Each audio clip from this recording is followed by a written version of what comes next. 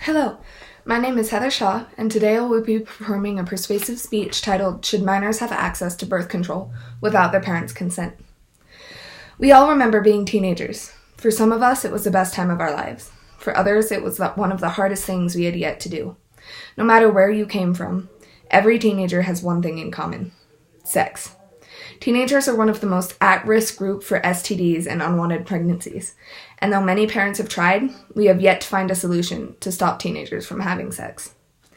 The tools teenagers need to keep themselves safe, such as STD screenings, sex education, and birth control, are all available, though many barriers stand in their way. The biggest and perhaps most important barrier is parental consent. Teenagers are considered under their parents' care until they are legal adults. Generally, parental consent is necessary for medical procedures. However, while parental involvement is desirable, many minors will remain sexually active but not seek services if they are forced to tell their parents. According to the Center for Reproductive Rights, Parental Consent and Notice for Contraceptives, half of the women in the United States have intercourse by the time they turn 18. While the teen pregnancy rate today has dropped slightly in the past 20 years, almost 1 million teens become pregnant each year, and nearly 80% of teen pregnancies are unplanned in the United States. Lack of contraception also increases the possibility of exposure to sexually transmitted diseases. About 3 million USTs acquire sexually transmitted infection every year. There is nothing we can do to stop teenagers from having sex, but we can make sure that laws are implemented to keep them safe. To better understand why it is so important for minors to have access to these tools, we must understand what would happen if they didn't. What laws protect minors to access these sexual health programs? According to Guttmacher's institutions, minors' access to birth control, 21 states and the District of Columbia explicitly allow all minors to consent to contraceptive services, and 25 states explicitly permit minors to consent to contraceptive services in one or more circumstances. So, while some states do not explicitly allow minors to consent to prescription contraceptives, no state directly prohibits minors from receiving prescription contraceptives. The difference is in parental consent. According to medical journals preventing teenagers from getting contraception, the federal planning legislation, also known as Title X, encourages medical care providers to make contraceptive available to minors. While this legislation has provision requiring the parents of minor patients to be notified after the minors receive care, the enforcement of this provision has been enjoined by the courts. But lawmakers want to take away teens' abilities to protect themselves.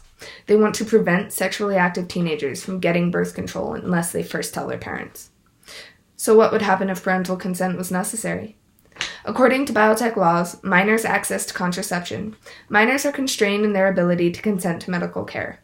Ideally, the minor and their parent will agree on the need for contraception, and the parent will authorize the medical care. However, many parents do not want their sons and daughters to use contraceptives because they believe that this availability will encourage sexual activity. A recent study published by the Journal of the American Medical Association involving sexually active teenage girls in Wisconsin looked at what would happen if parental consent was required. 47% of sexually active teenage girls said they would stop accessing all reproductive health services from the clinic if they couldn't get contraceptives without first telling their parents. Not only would these teenagers stop getting contraceptive services, they would also stop getting testing and treatment for STDs, including HIV. Another 12% would stop using some reproductive health care services or would delay testing or treatment for HIV or other STDs.